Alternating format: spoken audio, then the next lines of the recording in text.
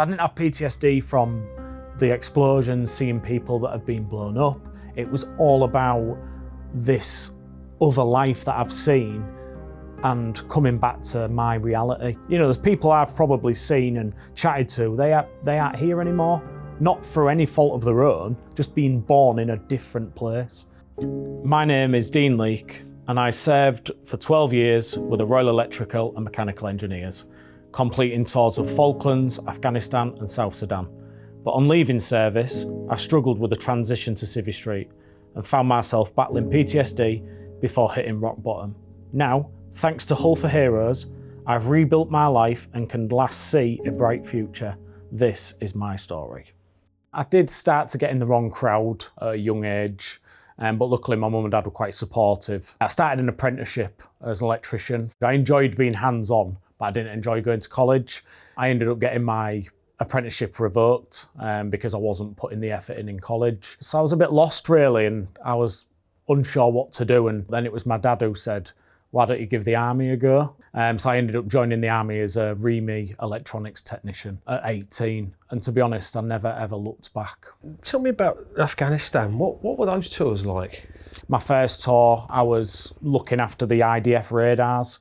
So they were the radars that would detected the IDF rockets coming into the camps. I was young, I had no worries, no ties, no nothing, so I loved it. It was sort of, you were out there doing a proper job. And I sort of saw my role as protecting the other lads. And we got hit quite heavily with incoming. But for the guys that were in the PB, that was an everyday occurrence. But for me, a young Lance Corporal just flown out there by helicopter in, you know, the pitch black and landing into this essentially war zone was a bit, oh wow, this is real, you know.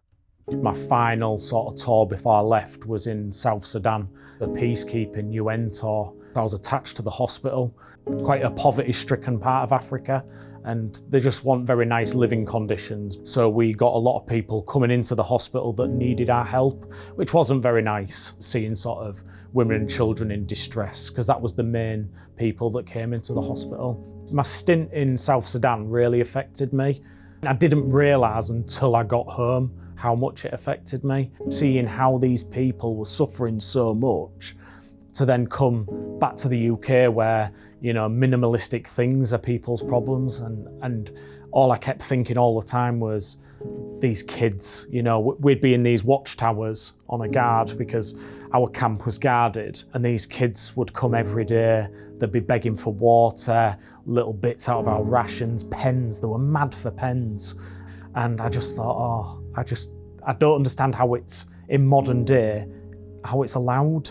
And I think that's what didn't sit well with me. I did enjoy my career completely. The last little bit I didn't really enjoy. You don't quite realise how military you are until you leave the military. I thought it'd be a breeze. I thought, yep, leave army life, straight into civvy life. I've done civvy before, essentially. But it was hard, really hard. I found myself really angry a lot of the time, turned to drink, going out all the time, trying to get into trouble to try and make myself feel normal. I know that sounds crazy, but it sounds crazy to me now that I've got past that part.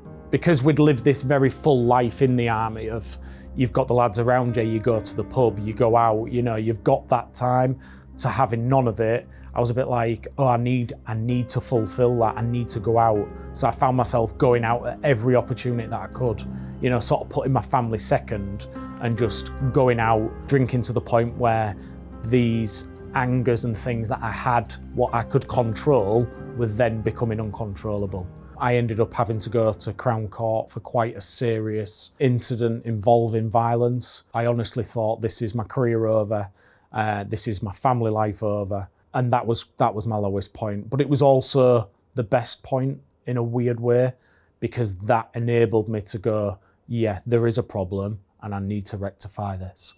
A good friend of mine who was one of my neighbours, a police officer, weirdly, his sister was heavily involved with Hull for Heroes, and he just mentioned it and he said, I think you might need a bit of help. Why don't you just give it a go? I didn't think it would help, but I couldn't have been more wrong. Being able to just talk with like-minded people about struggles that you're having made the world a difference, it really did. All you have to do is just come down and have a look. There's so many people that rely heavily upon Hull for Heroes. If you hadn't have found Hull for Heroes, Dean, where do you think you'd have ended up? I honestly believe I would have lost everything. I would have lost my job, I'd have lost my family, my house. I honestly believe I would have done time, definitely. The Veterans Foundation is crucial to Hull for Heroes. The amount of money that they've donated has directly affected veterans that are struggling, and it is crucial to provide those services, it really is. My message to anyone that's playing the Veterans Lottery is thank you. You know, I'm happy, I feel very supported by Hull for Heroes and the Veterans Foundation, but there is still people that need that help. So that small donation that people are making is a massive difference, it really is. If you want to help charities like Hull for Heroes and veterans like me, please play the Veterans Lottery.